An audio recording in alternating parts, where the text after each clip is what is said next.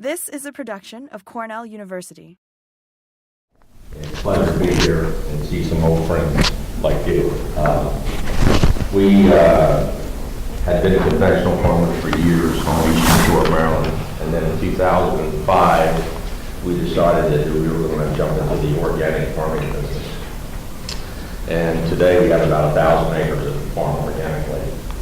We actually, the first year that we did start with some organic or transitional no-till soybeans, and except for a few years ago, we planted some every year. We've had some great success and we've had some failures also, just as Matt and Paul have mentioned. This year, for example, we planted about 150 acres of organic no-till soybeans, and we ended up plowing up, I think, not quite half of them from a forage stand. So we run the gamut on it.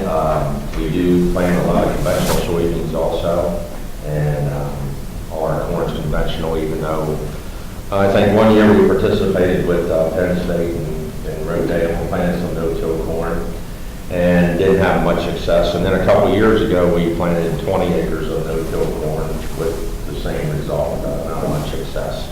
But we are, I guess, very interested in the no-till or reduced aspect of organic farming. I think that's one of the issues that organic farmers in general have.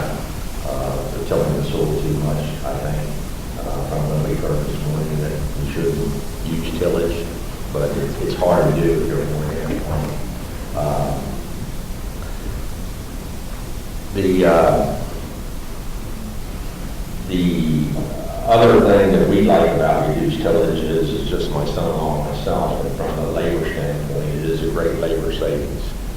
And it's a time factor. We have 4 or 5 farms that we till within 15 miles of our own farm, but it's still a job to move the equipment, and time is a factor.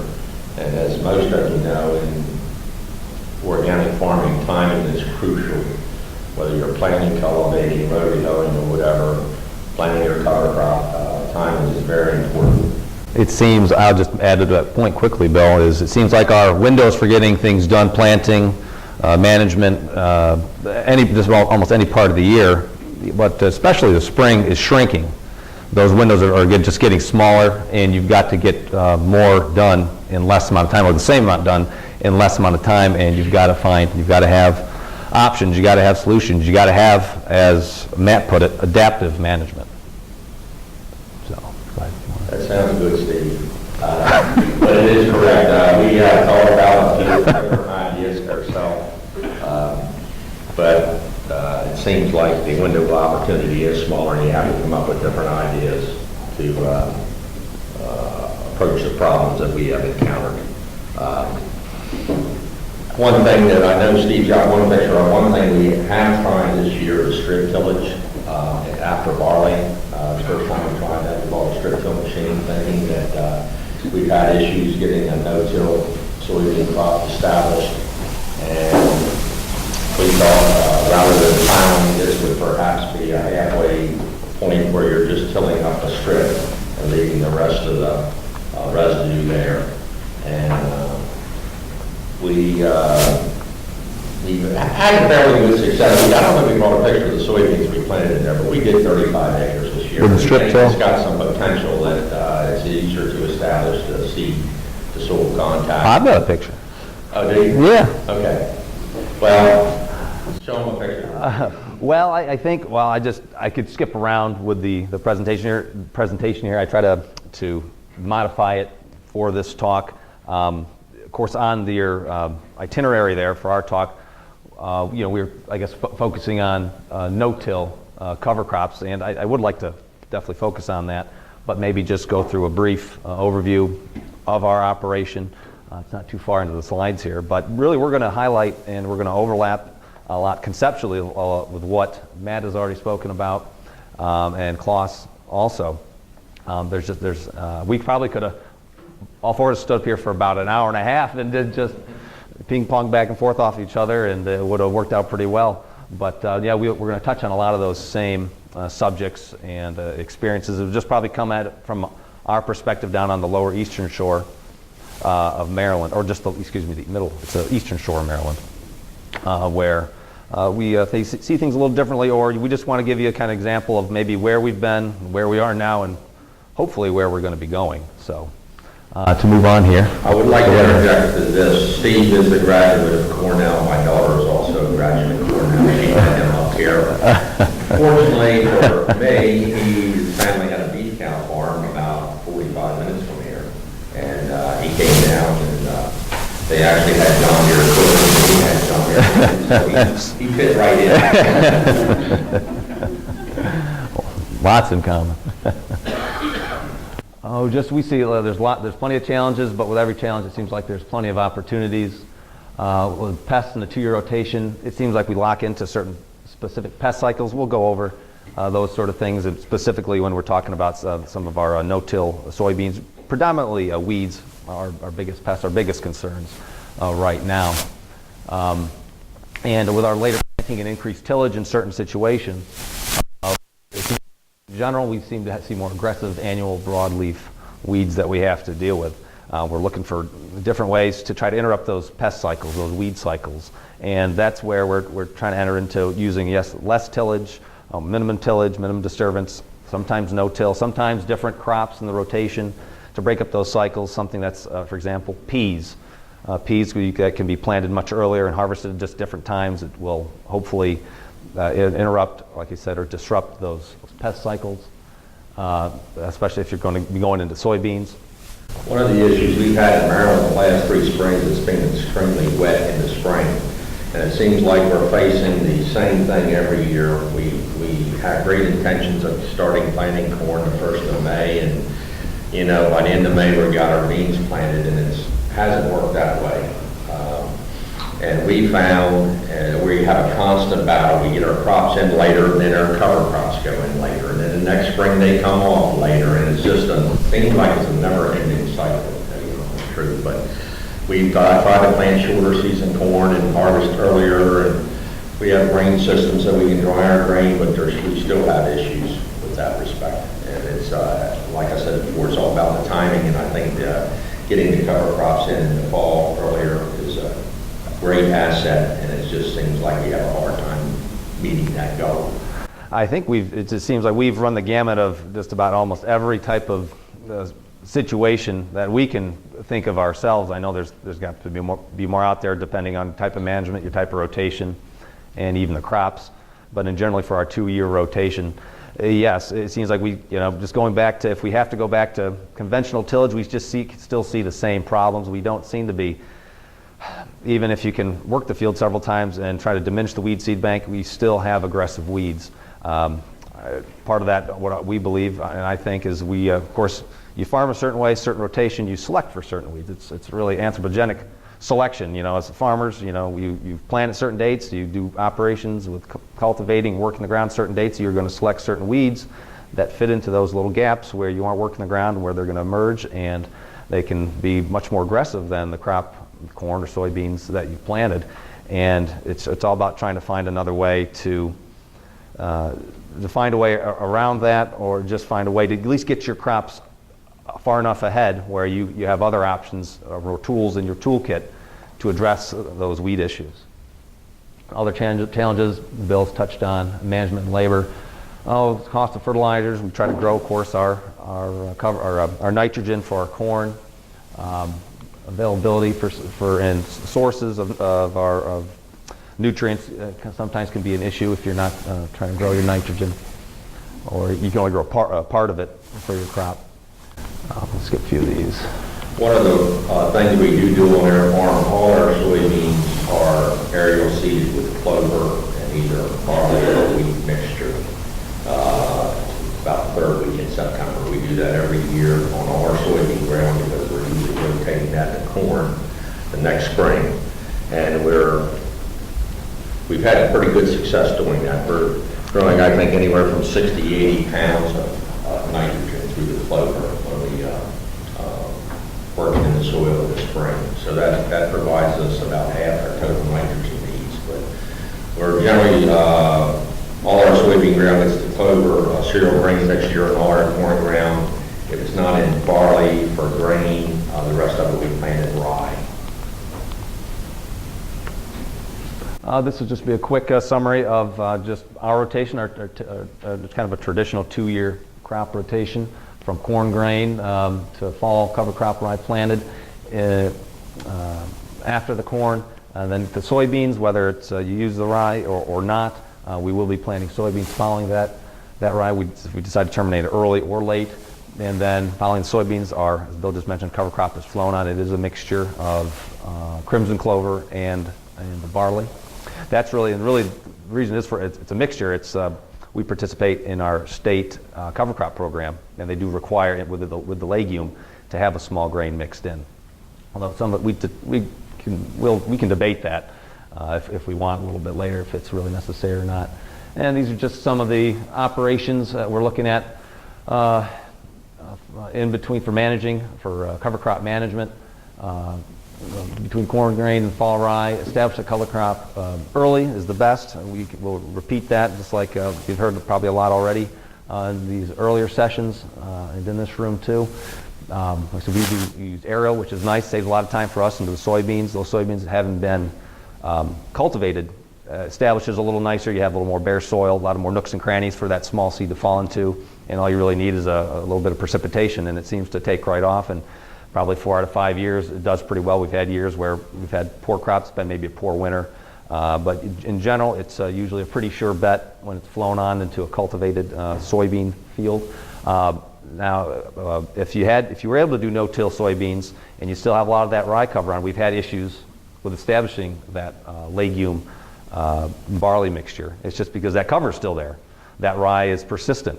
It's supposed to be, but it tends to get spotty, uneven stands of our cover crop, and then we've had, we try to overseed that with an airplane, and you're just not getting soil and seed contact. And several years we've done it. We've, instead of planting clover, we've come in with Austrian winter leaves and drilled them in after we harvest the soybeans, and that seems to work pretty good. So basically in this picture here, this slide here, it deals with establishing the cover crop or terminating it. I obviously talked about establishing, and terminating is if you do want to use the rye, if you have the biomass, you think you can make it work, roll down. Otherwise, you got to destroy it early, although that comes with its own consequences. We'll probably talk about that a little bit as we move along here. Let me check my time. I think I ought to proceed here. And with our corn grain, if we're trying to incorporate our corn grain, trying to release that nitrogen, it's either been plowing down or disking. And it's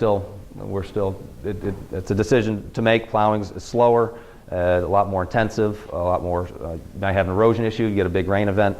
Disking, it's a little quicker, although you might not get the field conditions you like for planting. You got a lot of residue on the surface there, even with a decent planter.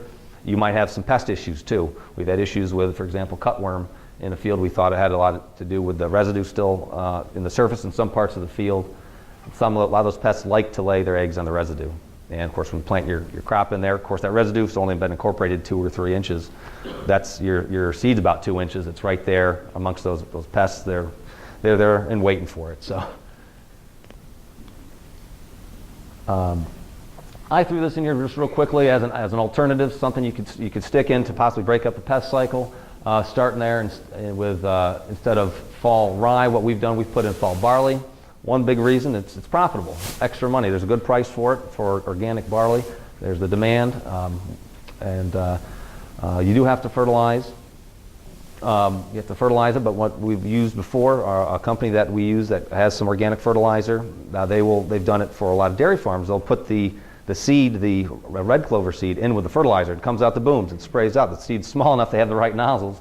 They can interseed when you're top dressing in the spring, and you can get you establish your crop in the spring, and it's very simple. It's one less pass you have to do. It's a nice option for us. And if the case is where you want a summer fallow, if as long as the numbers work out on paper, if it's a farm you're not sure about, or you just have your point in the time in your season where, or your management where you've got a lot of other you got other farms, you got acres, you're spread out.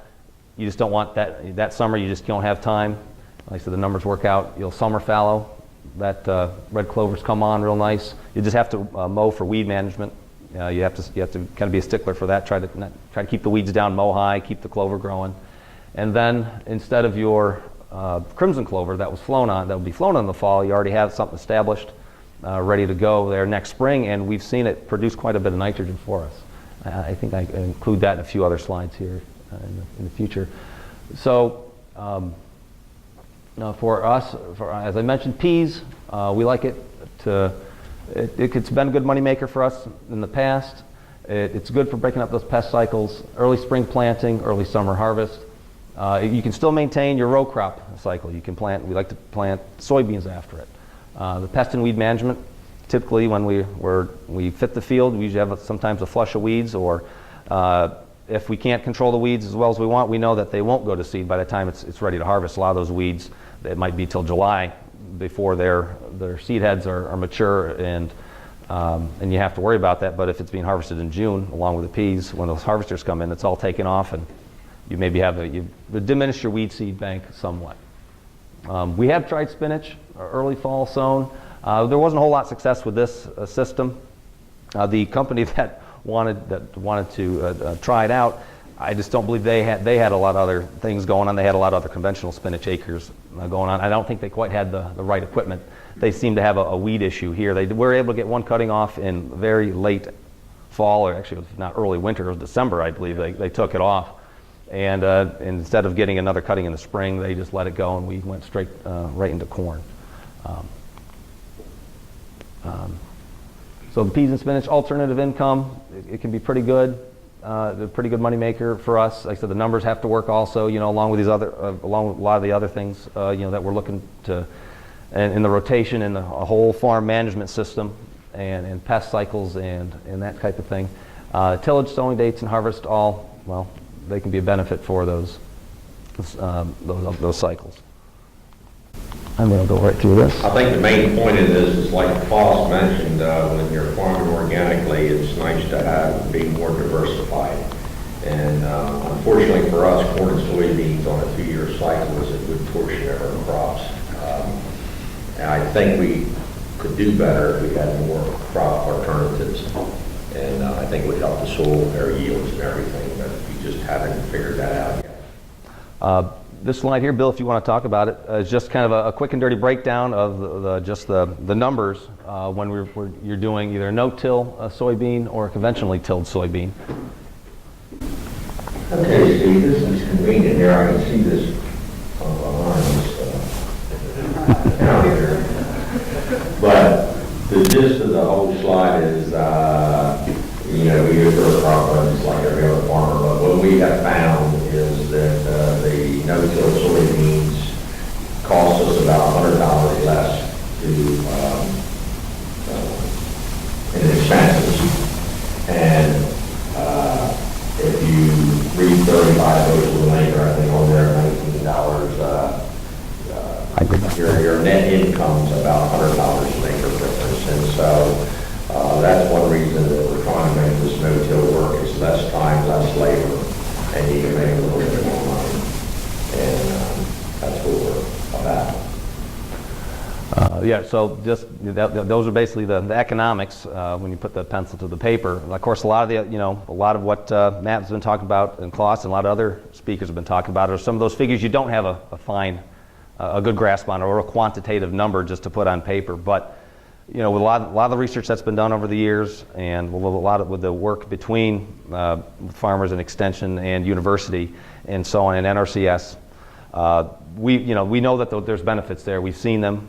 We can quantify some of them in certain cases. Some we can't, but usually you can talk to the farmer directly.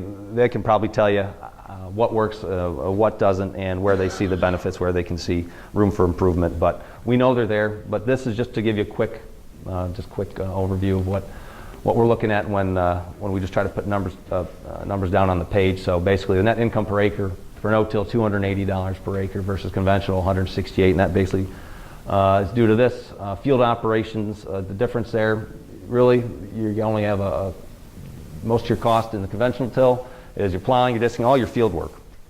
Pulling the tractor, pulling that equipment, and your labor too, of course, paying somebody to do it. And how that really adds up on you. And then it comes down to your net, and we can see where we come out.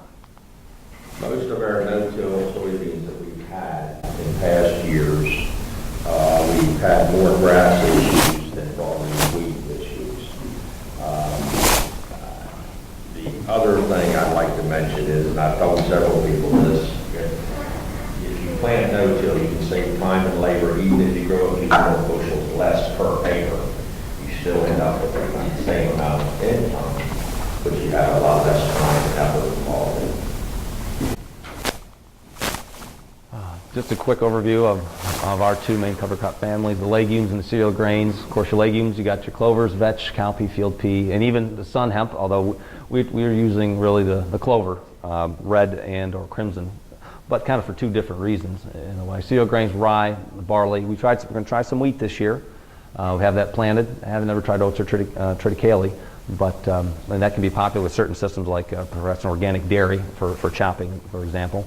But obviously that forage rye seems to have a market if you can find somebody to sell to. If they've got animals, you got an operation if they need it. If it's a drought year, like Klaus was saying, if you got it out there, maybe you can make something off it, and it'll all work out. Brassicas, grasses, canolas, canola, radishes, grass to Sudan, grass, sorghum Sudan, millet, warm seed. Rye.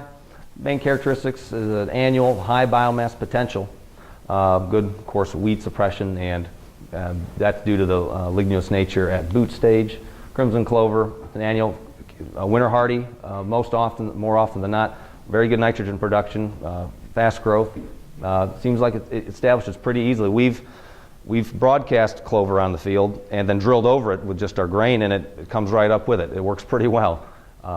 So just because those press wheels using a 7.5-inch spacing drill, press wheels, it just incorporates it just into the surface, and as long as you get a little bit of moisture, it takes off right with the rest of it. It's coming right up. And barley, that's our other cover crop. I'll talk about that in a second. Let's move down here a little bit. There's a picture of some clover and some, looks like rye. We're looking for biomass, weed suppression. Biomass for our legumes, you want as many nitrogen credits as possible. That picture did not, oh, maybe it'll give us one thing we did try this year where we planned on rolling soybeans on a 20-acre field home. When we did plant clover in our rye last year, we spread it on the top of the field before we drilled rye in. And so when Steve planted the soybeans, we were rolling down the rye and the clover. And I think our weed control is actually a little bit better in that field, as I said, not really hardly any broadleaf weeds with some grass pressure. So we're anxious to combine that to see if that's made any difference in the soybean yields compared to the straight rye. We are also looking for maybe a way to perhaps give us some little synergistic boost to the rye. Of course, we all know that, I would assume most of us know that legumes, they fix nitrogen, and of course any crop with roots, entangled in the below the ground with it, will try to feed off some of that nitrogen. And perhaps we thought maybe if we've had years where our biomass for a rye hasn't been quite where we want it, we said, well, if at the very least it might give it a few pounds of nitrogen while it's growing, and add to add a little bit of biomass. It might put us over the top where we can go all in on a no-till situation. And even if we didn't think it gave a whole lot of nitrogen to the rye, well, you still have some biomass, although it's a little more fleeting, because we know that clover is more of a succulent crop, but give a little more biomass to the whole system. And then if it rolled down, it still might provide enough time, assuming everything else works out in your favor, for that crop to get up, and then maybe your soybeans get ahead of your weeds, and then you have more beans than weeds out in the field. So a quick picture of our rig for no-till, and that was what we did this summer. With the 150 acres of no-till. We had a pretty good rye crop. And I wanted just to mention one thing. If you can see over here, this field, this is the direction the field runs. It's basically a big rectangle, and that's just a turn row along a hedgerow. But you can see our angle for planting in the lands back and forth passes is at an angle. Of course, that's with working with Rodale and Bill, when Bill first started with organic. Of course, you always try to roll at an angle that you planted. You're trying to overlap that row of rye into the next and so on. So it's covering between the rows where you drilled, so you're not trying to leave any gaps at all. I wasn't sure if that's good talk. That gets a whole lot of talk, but that's one way we can do it, and it seems to work well. It seems to overlap, doesn't seem to leave any gaps, and provides some pretty good coverage. You can see that rolling was working pretty well. I tell you, that tractor was covered up in pollen. It was the right timing. I had to change the filter covers many a time because the tractor was getting too hot. So the biomass, 5,000, 6,000 pounds, you can hope for 8,000, 9,000, but if you're in 5 to 6, you're pretty comfortable. I believe this was, I think, between 4,000 and 5,000. We still decided to give it a try. It did lay over nice. It looked like it was heavy. I guess a few issues that we had with it, though. The field, it's all about maybe your last operation, your previous season. If what you've done before, it'll haunt you later on. The field maybe wasn't as smooth as it needed to be, since the rye was pretty thick, and it can be tough for the drill to puncture through that biomass. But if you have gaps, you have little dips and divots and things like that, well, the seed might just be dropped right on the surface. If the field wasn't smooth enough, you didn't have that contact with the drill to open that slot to drop the soybean in, and then it just left it on the surface. Some fields it seemed to do better than others. We're not sure why exactly, but that was a little bit of our experience there.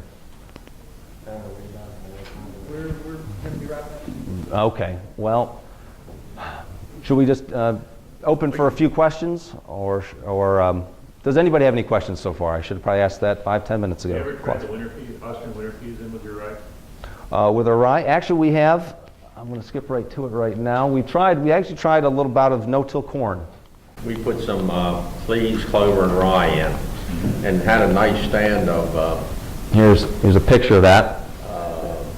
But I think we ended up growing about 50 bushels of corn. We actually did not apply any other nutrients other than we side dressed with about 50 pounds of organic nitrogen. And I'm not sure what happened. We had a beautiful stand of corn. We planted it at 30,000, and our fertilizer company came down checking. I think we had 29,000 plants, but I don't think they had enough nutrients on it. Maybe one reason for that, it's still all speculation. We didn't take any samples. We just had a busy year. We were just trying something to see what would happen, and see if there was some merit to it. And we still think there is, but we think since basically going from a conventional tilled system directly into a no-till, I think there's some issues with your soil ecology, soil microbiology that just switching gears immediately. Even with a good cover crop, a lot of biomass. That's the picture on the right there. It's a good biomass with the rye, and it seemed like there was a fair amount of pea and a lot of clover mixed in there. But of course, a lot of that material stays on the surface, and if you just don't have the soil structure and things working for you underneath the ground, I think with a long-term minimum till or no-till situation, you don't have that capacity to keep that crop growing. I think we just ran out of nutrients. We just ran out of some fertility. Well, I just asked Steve Fossey, I don't know if we had too much rye there or not. I would guess your CN ratio was a little too narrow, and it was tying up and early, because your corn yield is determined so early with these new varieties. You can't tolerate that early depression, even if you had plenty of N the rest of the year. That would be my guess on it. Okay. Yeah, it looks like there's a lot of rye there. Yeah, actually makes some mixtures for just this problem. Okay. Where he tries to limit the grass and get the CN ratio narrower as a way to make sure the corn has enough nitrogen early on. Well, we know that Steve Mirsky has been working on a rye vetch mixture, and the ratios, it's the planting ratios, and seeing how it turns out, finding that sweet spot where it gives you some lasting coverage for weed suppression, but gives you the nitrogen that you're looking for. Try to find that Goldilocks scenario. He's throwing in Hungarian vetch and crimson clover in the crimp mix. Okay. To get the CN ratio narrower, but he's trying to reduce the amount of grass. Oh, right, yes. You try to minimize that as much as possible. You're right. Very good. Maybe one or two more questions. Is there another question? We're going to be cutting into lunch if we Yes. aren't careful here. For any of the speakers, how about slugs on the soybeans develop? Any slugs with the soybeans on that mulch, no-till yes. mulch? Okay.